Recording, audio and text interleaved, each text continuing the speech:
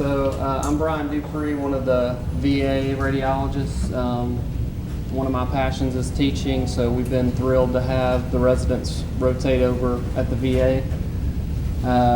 Me and Julie Babb have done a majority of the work with them and a little bit with Dr. Malik, and I probably need to put the mic on.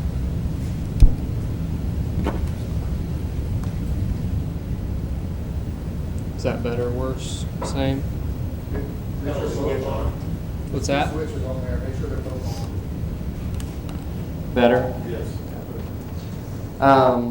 Whoa.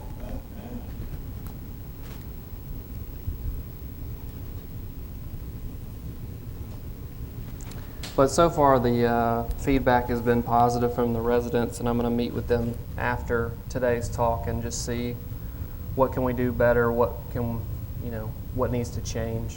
So thanks for having me back.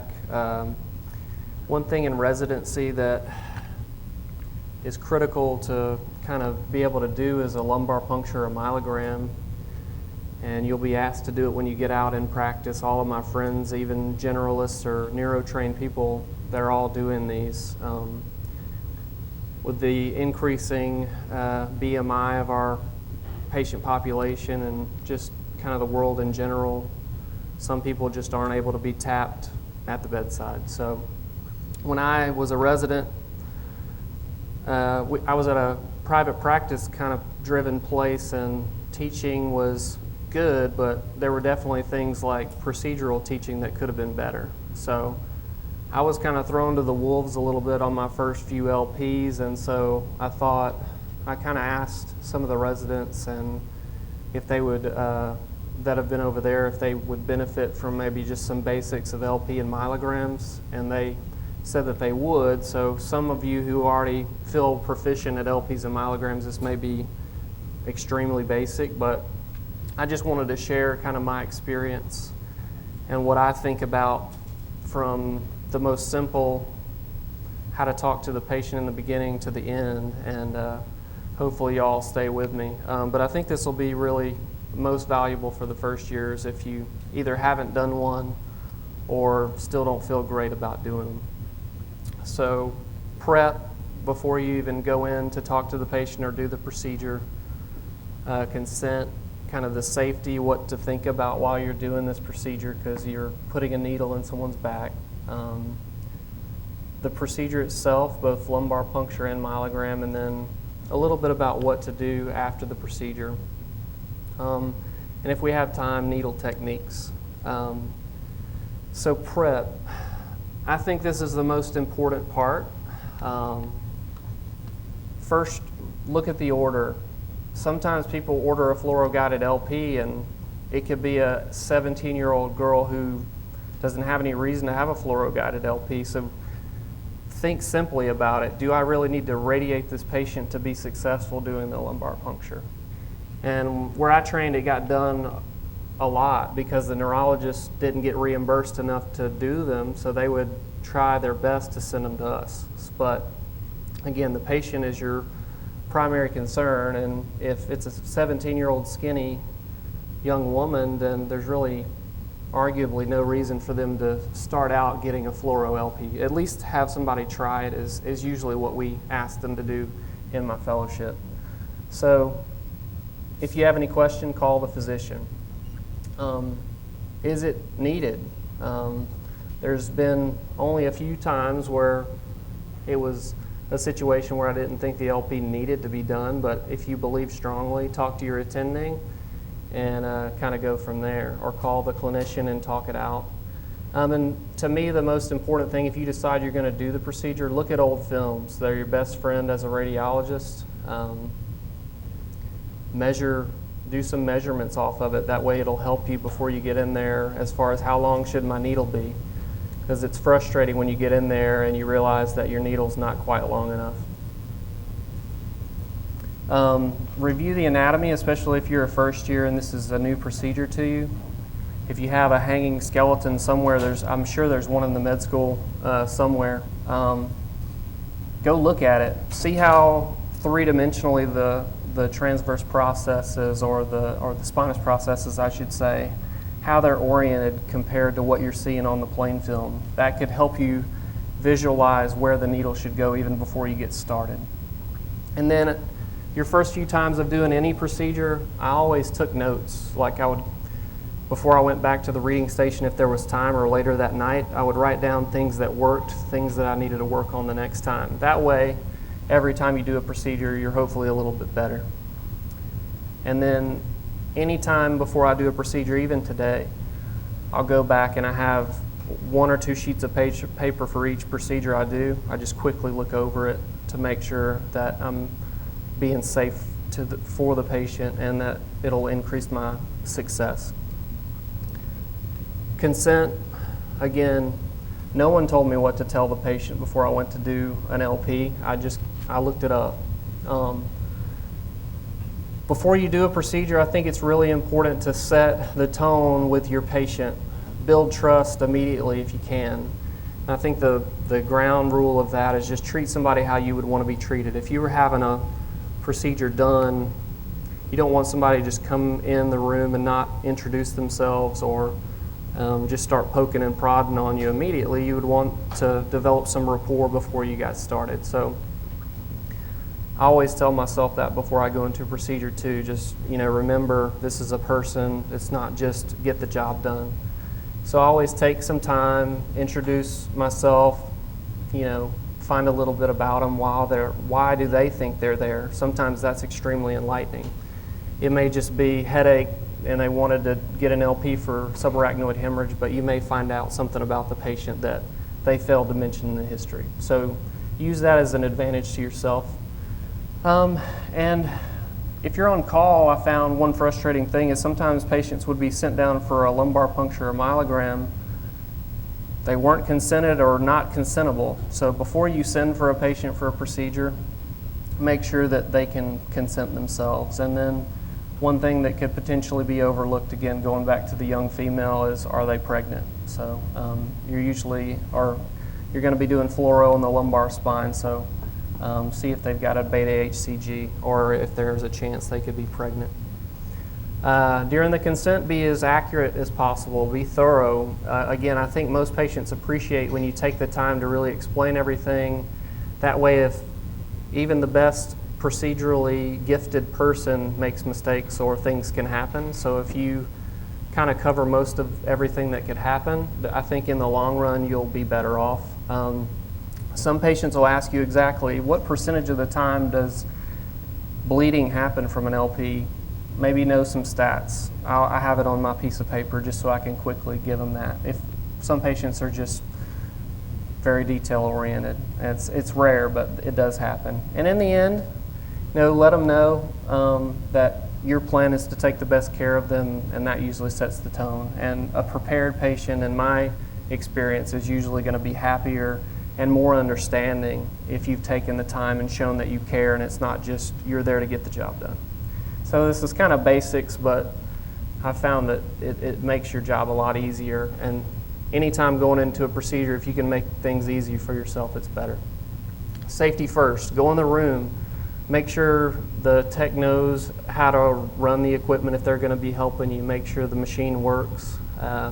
Look around the room. Tripping hazards. I've seen residents trip over things before. Make sure before you start doing anything that you're comfortable kind of with your area,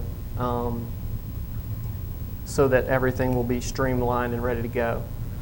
Do a timeout. That's pretty much standard. Any hospital you go to, make sure it's the right patient, the right procedure, the right side if that's applicable. And allergies. Latex, sometimes patients forget that they're allergic to things like that. So just ask about everything that you're going to use. For a myelogram and a lumbar puncture, usually if you ask about latex, lidocaine, and IV contrast, you've usually covered everything. Bleeding and anticoagulation, I think in a couple of slides I'll throw up an article that I use to this day. It's from 2012. I haven't seen any updates in the last 6 months to it. Know the numbers of the INR, PT, PTT, platelets, so that when you're doing a procedure, is it appropriate to do it, or do they need to get some FFP or something like that? Can't stress this enough, seen a lot of needle stick injuries in my training. Luckily for me, none yet. But it happens. But if you're careful and you always do it the same way, you'll have a lot less chance of hurting yourself. So in most kits, they have either a piece of like styrofoam or padding that you can jab your needles in. Do that rather than recap them. I've seen tons of people go to recap a needle not thinking about it and stab themselves in the hand. So just don't do it. That's what the little thing is in the kit for. And if you work really hard, especially like on an obese patient, and you're getting some CSF, protect that specimen. You don't want to accidentally drop it or somebody to throw it away. So protect your specimens that you've collected. And then as you're getting cleaned up, make sure you discard your sharps. Here's the article that I still use. Most of you, if you've done procedures, have probably seen it. There's several tables that break it down into, it says exactly what procedures and then what levels of INR, PT, and things like that you need to go by. And I'm happy to email it to you if you're not familiar. So getting into the procedure now. So at Emory, where I did my neuro fellowship, we had to basically approve any LP before it got done as a fellow, which was enlightening. So one, is it indicated, kind of like we talked about before, typical reasons for an LP. Somebody's tried and they couldn't do it. We would usually ask that it not be an intern, like at least let an upper level try before we did it. Otherwise, we'd be doing 5 to 10 a day at some times. Usually we got 1 or 2 a day. Morbid obesity, if they can't feel anatomic landmarks, it's probably the safest thing for the patient to go ahead and try it under fluoro rather than them just fishing for the CSF. Lumbar surgery, lumbar fusion especially, review old imaging, see if they have any alteration to their anatomy that would preclude a safe LP. And then if a patient's ever been unsuccessful before, there may be a need for cervical puncture access, which I'm not covering today, but probably another time. And then anything, sometimes it's extremely rare. I've only done one with general anesthesia, but sometimes a patient is just not cooperative, or if they have comorbidities and they're just out of it, you might have to do it under fluoro. So again, especially when on call, these are some quick questions that I would ask the ordering person or the nurse who is planning on bringing them down. This is very simple stuff, but it'll save you some headache if you just ask these quick questions before they come down. Has the patient, are they consentable and are they cooperative? If they can't lay still on the fluoro table, it's a safety hazard. Might as well not try it. So they might have to be sedated, etc. Need to get a family member to consent for them potentially. Can they lie prone for an extended period of time? It shouldn't take more than 30 minutes, so ask them that. Are they too big for your table? Most fluoro tables can handle 300 or 400 pounds, but know what your limits are for your table, because morbid obesity is one of the more common indications for LPs in my experience. Do they have recent enough labs, according to that article, that basically is your defense of why you think it's appropriate to do the procedure, that their INR is not 4 or something like that? And then look at the imaging again, make some measurements. If you have a lateral lumbar spine radiograph or an old CT, measure from the dorsal skin surface to the CSF space. Just give you an idea. It may make you change from a 3.5-inch needle to a 5, and it would save you some time and effort. Many articles argue that there's really no absolute contraindication. I think that's arguable, but elevated ICP is bordering on absolute. You got to be really careful. If a patient has a posterior fossa tumor and elevated ICP, if you lower or if you change the gradient of the pressure within the CSF space, they could herniate. So just keep that in mind. If they have an old head CT or if there's any worry from the clinician that there's elevated intracranial pressure, look at a head CT. See if their cisterns are open before you stick a needle in. Because you don't want to be in a scenario where you did an LP, you didn't look, and they herniated and died because you didn't take 5 minutes to look at the old images or even inquire. Other contraindications, again, anticoagulant therapy, thrombocytopenia, check those labs.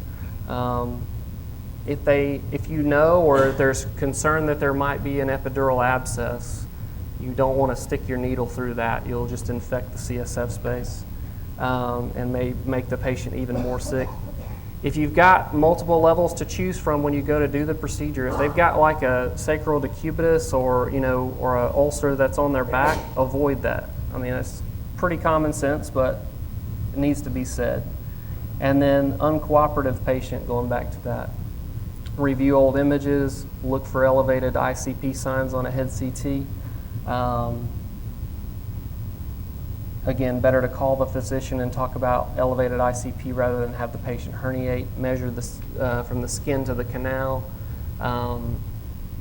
Is there any signs of infection in the dorsal soft tissues that would preclude you from doing the procedure at all? And another really important question that can save you a lot of effort, especially on patients where you're trying to get CSF, you've repositioned the patient to try to increase your yield. Some patients, whether it's your needle position or whatever it is, they may be dehydrated or something. If you only need 2 cc's and you're in there struggling to get 5 to 10, don't struggle unless you have to.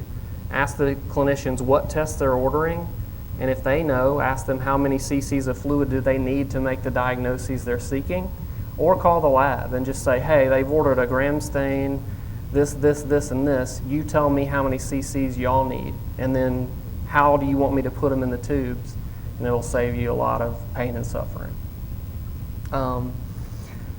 When you're consenting the patient, be as open book as possible. Tell them everything from how they're going to be laying to what to expect pain-wise. And again, if you prepare them well and they're mentally prepared for what's to come, again, you'll have a lot better outcomes typically. And then before you move on to the complications, I usually start with telling them about the procedure, letting them ask questions, then talk about the scary things, the complications, and then open up questions again. So give them a chance to ask about the procedure, and they usually will have at least one question. There's lots of complications. Here's some of the stats that I've gotten from the articles that I used on this talk. Post-LP headache's the most common. It kind of makes sense. You're removing some CSF, which is the shock absorption that prevents your central nervous system from moving around and banging against the side of the inside of the skull or the bony structures. So when you take the needle out, you've removed some. There could be a leak. That's less common, but it can happen. So I usually try to use the smallest needle bore that I can to successfully remove the fluid. There's also a needle technique. It's arguably that you should put your bevel sagittal, so you split the dural fibers rather than pierce them. The dural fibers run up and down, so if you turn your bevel to where it's facing one side or the other, the theory is that you are more splitting the fibers rather than cutting through them. So that can lower your chance of CSF leak. Warn them about pain, not only the numbing shot, but during the procedure, when you get the needle into the subarachnoid space, there's free-floating cauda equina nerve, they're descending nerve roots. If one of those bumps into the needle, you're probably going to have radicular pain. So tell them so that when they feel that, one, it's feedback for you, hey, my needle's either in the right spot or it's close. And two, just so it doesn't scare them and they move. So say you could have some short-lasting pain that may go down your leg. That's normal. Just be calm and tell me about it rather than reach for the needle or scream or prepare them, because it happens a fair amount. Bleeding is pretty rare unless their labs are off. Infection is rare as long as you clean the skin, use good sterile technique. Tonsillar herniation is rare. I got to watch a case at Emory where they had a elevated ICP, but they felt like it was clinically necessary to sample the CSF.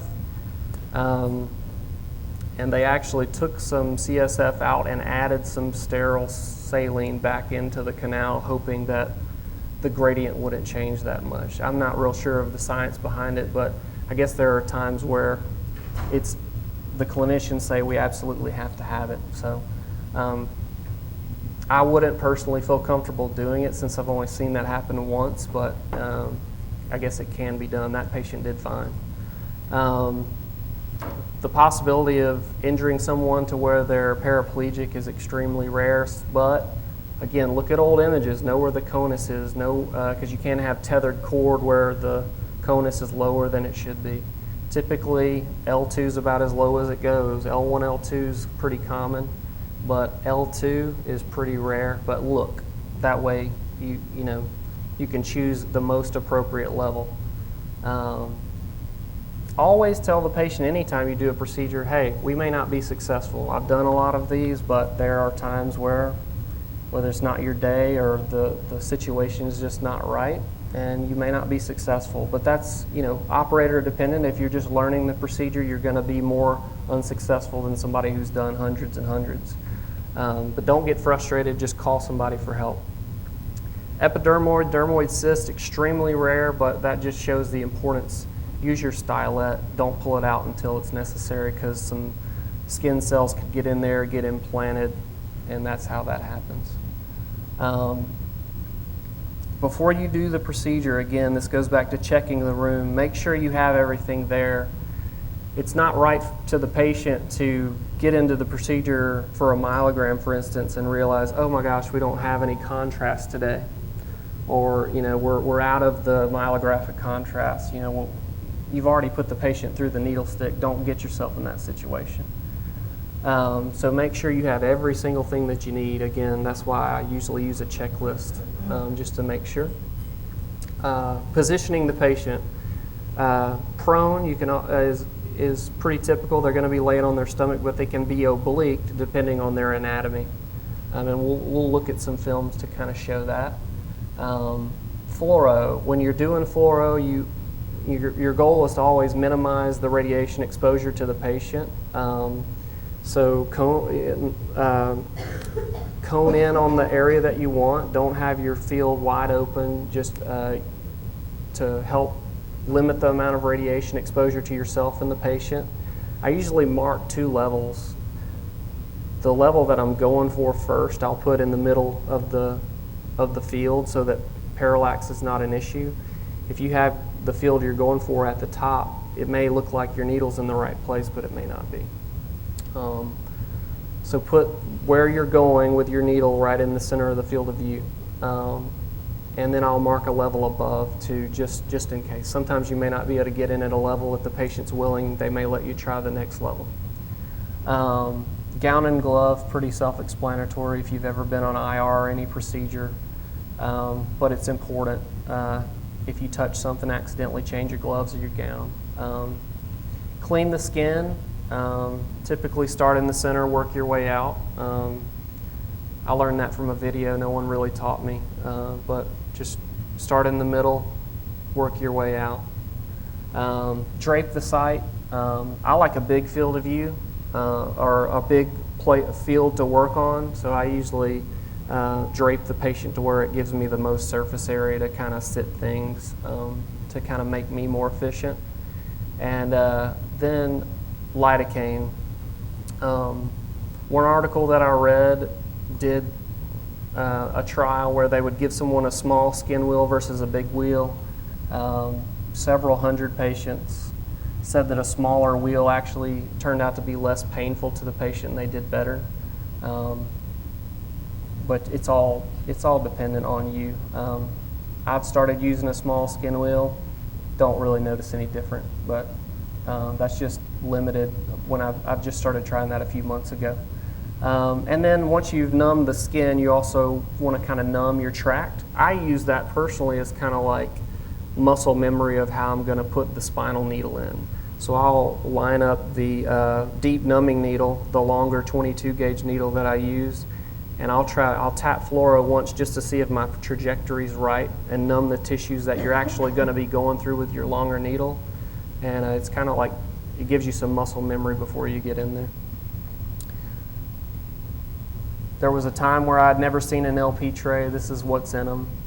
A manometer was a foreign kind of concept to me on how to use it. Know how to use your three-way stopcock. I know when I first started using those, the switch, how it worked, know how that works. I recommend if you've got, I brought a kit today if anybody wants to mess around with it, just to make sure you know before you go in there how it works, how everything works, what everything in there is for.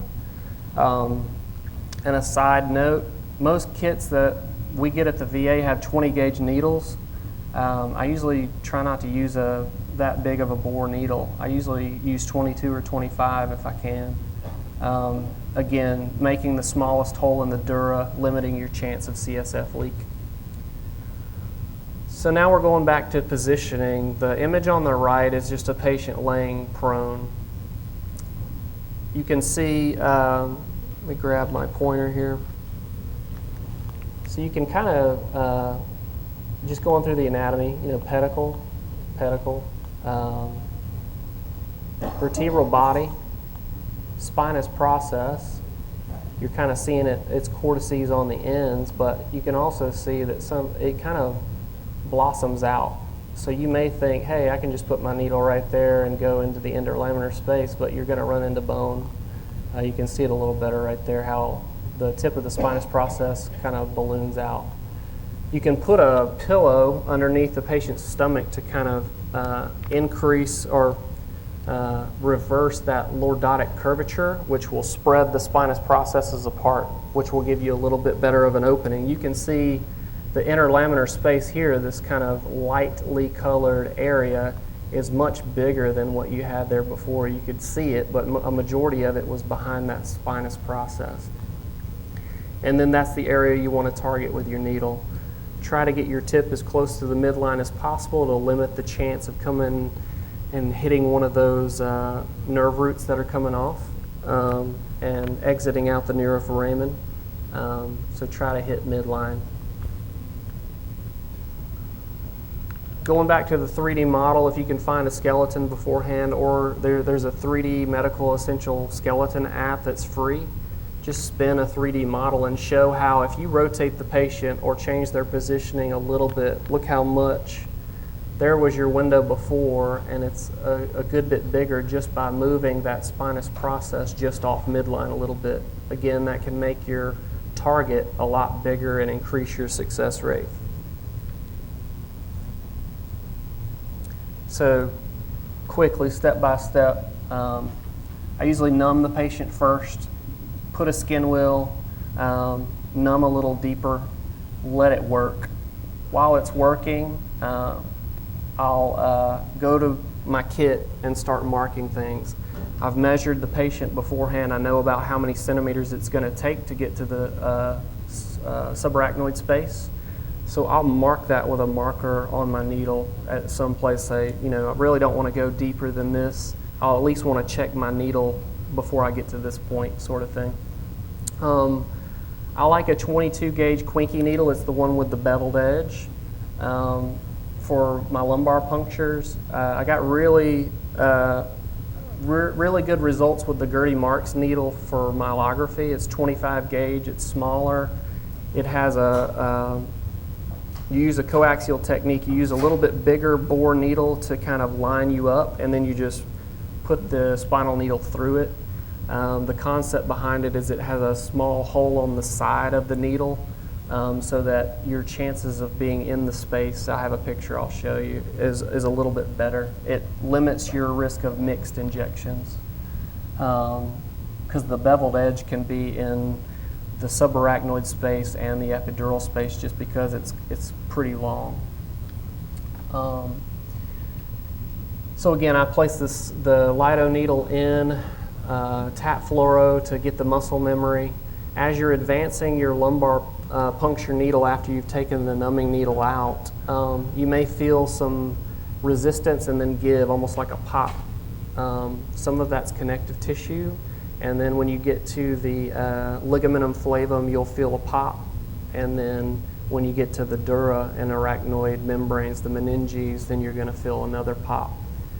Until you've felt it, it'll be kind of foreign, but once you've gotten in and you feel it, you'll start to be able to do a lot of this stuff on feel. You'll line up your needle, but then it's kind of like you can almost close your eyes and just feel. But that just takes time and repetition. A good rule of thumb, if you feel like you felt something pop, just check the stylet to see if you have CSF return. That's better than getting into the disc, or I've seen residents go into the aorta. So just check. And if you're at all worried about being too deep, then if you're in a room that has a C-arm sort of setup, then just do a quick cross-table lateral. If you're not in one of those rooms, you may have to get the tech to get a cassette and do a traditional cross-table lateral. And if you've reached a depth and you should be in the subarachnoid space, but you don't have CSF return, you may be just off midline. You may need to redirect, but again, check a cross-table lateral to see. I just wanted to kind of show you in the prone position. I found this figure from one of the books I have. Usually at the bedside, they go midline, they have the patient bend over, and they go through all these supraspinous, interspinous ligaments. Usually we go a little bit paramidline, especially if you rotate the patient, just to move the spinous process off midline. So you're usually mostly going to be going through dorsal musculature and some fascial layers. Then the ligamentum flavum is that first pop that I told you about. Then you're in the epidural space where the epidural fat and vessels are. And then the second pop you feel is the dura and arachnoid, which are they're right up against each other. The space between the arachnoid and the dura is almost like a potential space. And so those are the levels that you go through just to kind of mentally see what's going on. Here's all the descending nerve roots and then the phylum in the middle. A lot of times just the way it works out, the level that you put your needle in is usually at the disc level. So if you get lucky, you'll have the back of the vertebral body as a backstop, so you can't go too far. But a lot of times the disc just so happens to be at the same level and you can pierce into the disc. This is kind of a figure showing how if you turn your bevel side to side, you're spreading those longitudinally oriented dural fibers, and this is the hole you leave, as opposed to this where you're cutting through transverse these dural fibers. So be sure when you're about to get to the point that you need, you may be using the bevel to kind of angle your needle around bones or whatever, but once you get to where you know you're about to be there, it's a good idea to turn your bevel sagittal or to the side so that you cut the dural fibers in a spreading fashion. Here's an example of just kind of prone and then getting that cross-table lateral. You want to be behind if you draw an imaginary line along the back of where the posterior longitudinal ligament would be and kind of where the lamina is, you want to be in between those two structures, and then that lets you know you're at the right depth. You should be getting CSF, especially if your needle is midline like it is there. If you still don't have CSF, I highly recommend, if it's one of your first few, call somebody, either one of your upper level residents or an attending. Just get their take on it. It may be a patient that has a ton of degenerative change and there's so much circumferential narrowing of the canal, there just may not be very much fluid there. Once you get in and you start to get CSF return, I think it's wise to just put the manometer on there. It gives the clinicians more information. It takes a little bit more time. It's a little bit awkward, but it does give them some information. So if you have time and the patient's cooperative, go ahead and do it. Keep in mind that the way manometer works is usually when they do it at the bedside, they hold the three-way stopcock in the bottom of the manometer at the same level that they're measuring the fluid from, usually roughly at level of the atria of the heart, especially if they're laying on their side. But when you're prone, you can either roll them over, or you can add, if they're prone, you have to add the length of your needle to the measurement that comes up on the manometer. Luckily, I was told that, or you'll be under-reporting how much intracranial pressure there is. Collect CSF passively. Sometimes you get in a hurry, you're tempted to aspirate. You can, but if it's coming, just let it come on its own, because you could suck a nerve root in there and potentially injure the nerve root. So passively is the best way. If you're not getting any fluid and you just need a little bit more, maybe speak with your attending before and see if they're okay with you doing a little aspiration. But I would argue that's an advanced technique. Once you're done with the CSF harvest, disconnect the tube that you've hooked up to your needle to get the fluid, and then reinsert the stylet again to lower that chance of causing an epidermoid or dermoid. Take your needle out. I'll usually tell the patient, hey, we're almost done. Take a deep breath in and out. I'm going to get that needle out. And as they're breathing, I'll take it out, just to kind of give them a mundane task to do. They're thinking about that, not a long needle coming out of their back. And then clean the betadine or whatever soap you used off their back, and put a Band-Aid there. Hold a little pressure if you feel like you need to, if they had a little bit of bleeding. And then you're done. Some frequently asked questions, as I've taught residents in the past: what if you hit bone on your way to the canal? You got to redirect your needle. Whether that means moving it a little bit more laterally if you think you're hitting the spinous process, which is usually what you're hitting, or you might need to try a different level. And I usually tell the patients that too. If we're not successful at a level and you're willing, we might have to try a second level, but it's not common. If they're having pain, usually you can reassure them and it'll go away, especially if it's radicular pain. You may have to move the needle a little bit. If you feel like you're not deep enough for it to be radicular pain, try a little more lidocaine. Remember the max doses. For 1%, I believe it's 20 milliliters. You don't want to use more than that during the procedure, or you can start to get arrhythmias, things like that. If it's 2% lidocaine, just half that. If they're morbidly obese, again, measure beforehand so you know how long. Along with the Gertie marks, you can use an 18 gauge needle, a standard needle, line it up with fluoro, and use that as a coaxial needle to put your 22 gauge needle through.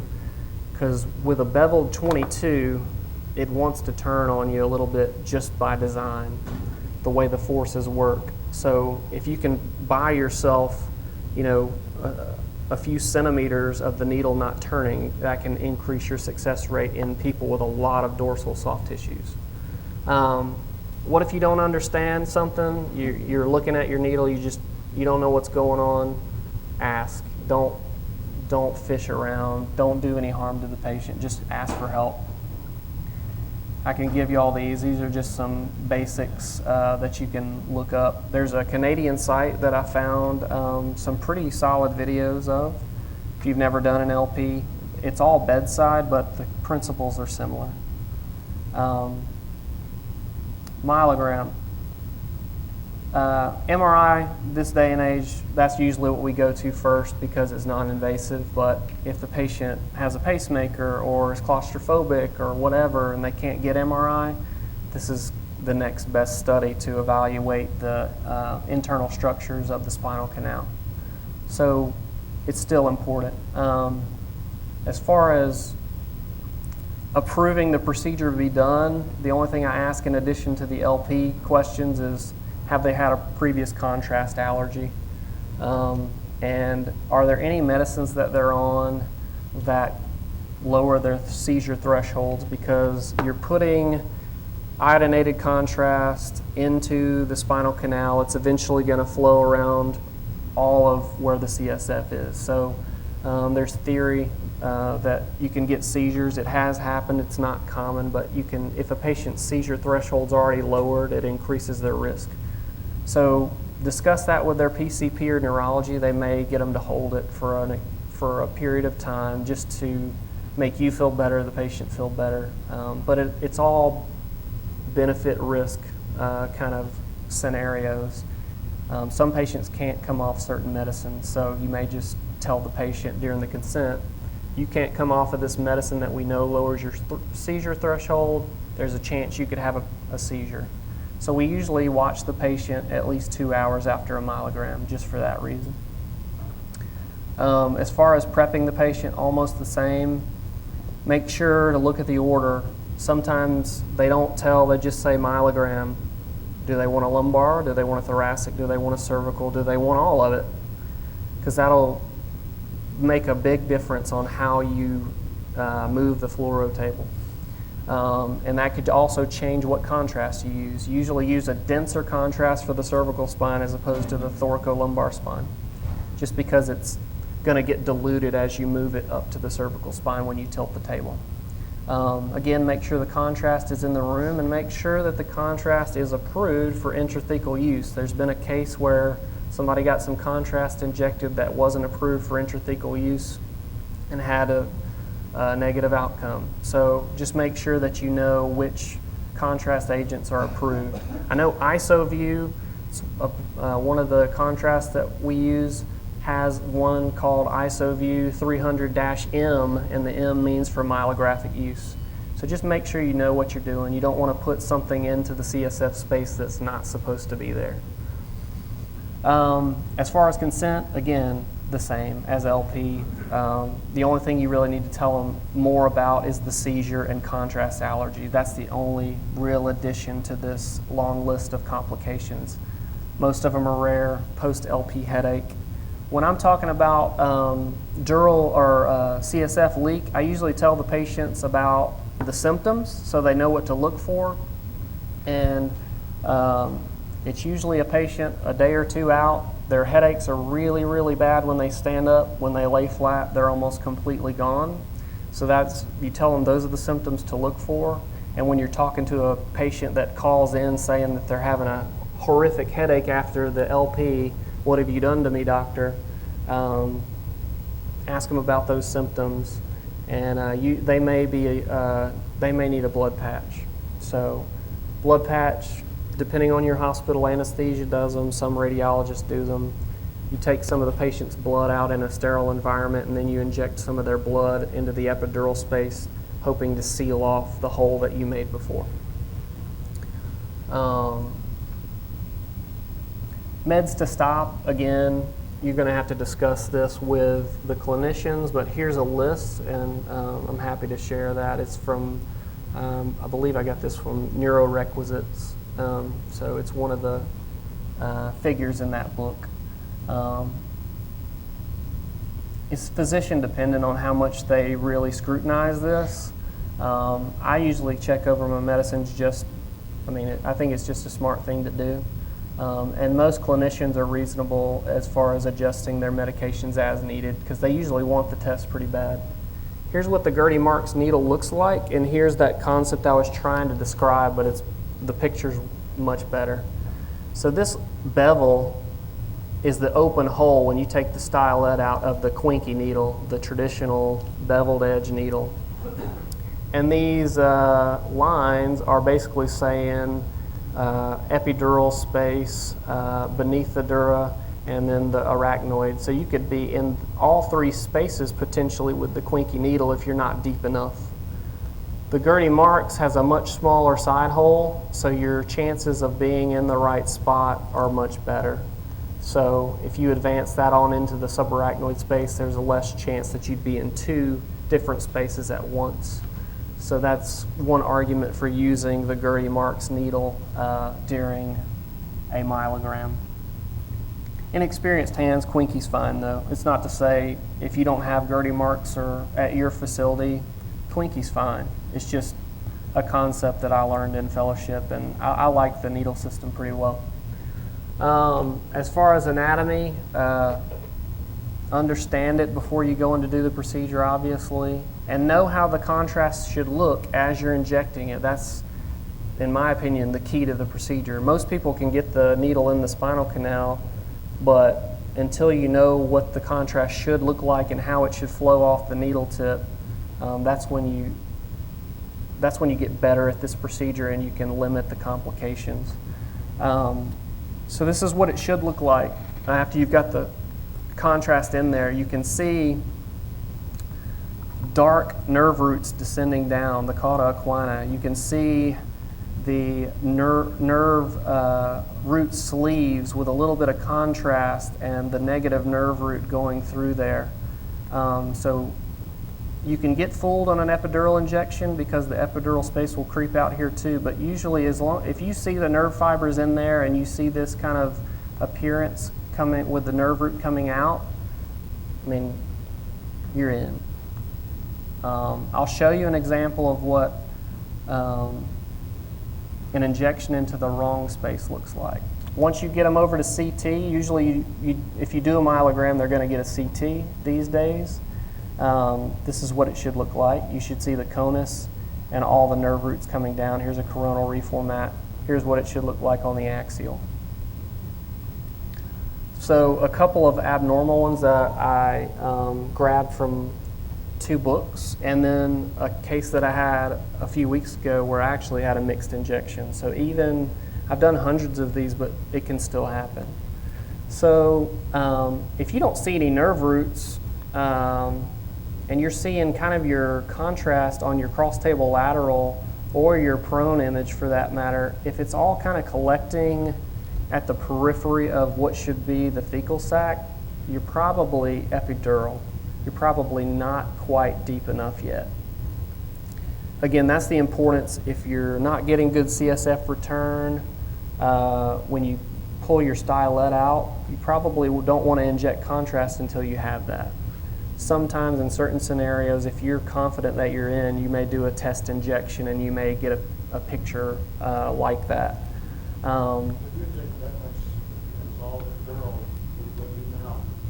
So it should resorb. The problem is I've had attending say stop and just see what information you get, because if you inject into the subarachnoid space, it may just muddy the waters and you don't know. It may hurt you in the long run. You may have to bring them back later for another procedure. Because True. Good point. So for like a cervical, you don't want to inject more than 10, so that's usually what you draw up. For lumbar, usually no more than 15. So he's right, volume is of concern. But you do get some information from this. You can see if the disc is effacing the epidural space. You just can't tell about the nerve roots and the conus. So you're losing the evaluation of the subarachnoid space. If you see something like this, clumping of nerve roots, they should be nice and kind of separate like this, a bunch of dots inside the contrast. But if you see clumps, if they've had surgery or infection, arachnoiditis, those nerve fibers just stick together. Here's my case. So here was my scalp before I coned in. That was where I put my needle. It was pretty good on midline on the cross-table lateral. It looked to be in good position. I still wasn't getting CSF return, even adjusting my needle depth and position for several minutes. So I gave a test injection. And normally when you inject contrast, I'll usually hold fluoro for a few seconds and inject a few cc's. Usually it should just kind of flow in a cloud-like fashion away from your needle and kind of dissipate, but then you can kind of see it pulsating with, as it should. And if you don't see that and it's just kind of a column of contrast or it puddles around the tip of your needle, you're probably not in the right spot. And that kind of makes sense. If you're in the epidural space, there's just fat and vessels there, so it's probably just going to stain the fat and just kind of stay. So think about it in those terms as you're doing it. So you can see on my image on the lateral that I got, I was too deep, and the contrast was in the ventral epidural space. I readjusted my needle, got the more typical picture, then I felt like I was in. I'd only injected 1 or 2 cc's, so I went ahead and adjusted my needle into the position. I didn't think it would muddy the waters too much. And as you continue to inject, this column of contrast will get darker. So I wanted to show you what the CT image looks like. So again, I was too deep, so it's in the ventral epidural space, so you've crossed the dura twice, basically. So you're on the other side of the dura. And so that's why it's puddling, much more dense than the more dilute contrast in the subarachnoid space. And as you scroll down, you can see how it doesn't fit that nice circular picture of how the dura should look. It's contrast in the ventral epidural space pushing down on the thecal sac. And you can see how some of the contrast will try to sneak out of the epidural space along the nerve root sleeve, so it can be tricky sometimes when you're looking at it. Pretty much the same concepts as LP, except the injection of the contrast. Once you get CSF return, hook your syringe of contrast up and inject. 10 milliliters of ICV 300. Once you get that injected, you tilt the patient up. You either have to have the patient strapped to the table by some boots if you have that, or have some handles for them to hold on to, because you may have to tip them pretty severely, head down, to get the contrast to go over the thoracic kyphosis. Another trick you can do is to turn them on their side. That takes the kyphosis away, but sometimes the contrast will go so fast it'll get in their head and they'll get a bad headache. So if you turn them on their side, be a little more gentle than if you have them prone. After the contrast is injected, disconnect the tubing, put the stylet back in, and take your needle out. So if they get a post-LP headache, gather information about the headache like I mentioned. Encourage them to drink fluid so they'll get rid of the contrast naturally through excretion. Caffeinated beverages are said to help some people. And then whatever over-the-counter pain reliever that they have, check back with you in 24 hours. If it persists and they have the classic signs of a leak, then they might need a blood patch. Myelographic guidelines, the ACR spells them out pretty clearly on this website. Post-procedure, after the myelogram, again, encourage hydration. We usually watch them for a couple hours for complications, mainly seizures. Tell them not to drive, because they could still have a seizure after they leave. So we make somebody be the patient's driver when they come. Tell them about things that could happen so they know what to look for. I'm currently making a sheet for every procedure that I do to give the patient as they leave, just things to look for and a number that they can call, like call your nearest ER or call us and ask for the radiologist on call, sort of thing. So it makes you accountable even after you leave the hospital, which can be a burden, but it's the right thing to do. You were there. It's your miss, if you will. Clean it up. So, or you can hand it off to your colleague, but make sure they're prepared. And that's all I have for today. I'll do some needle techniques at another time. Hope that wasn't too boring, but it's an important topic that I never got formal training that I thought was adequate. So I wanted to at least give that to the younger residents.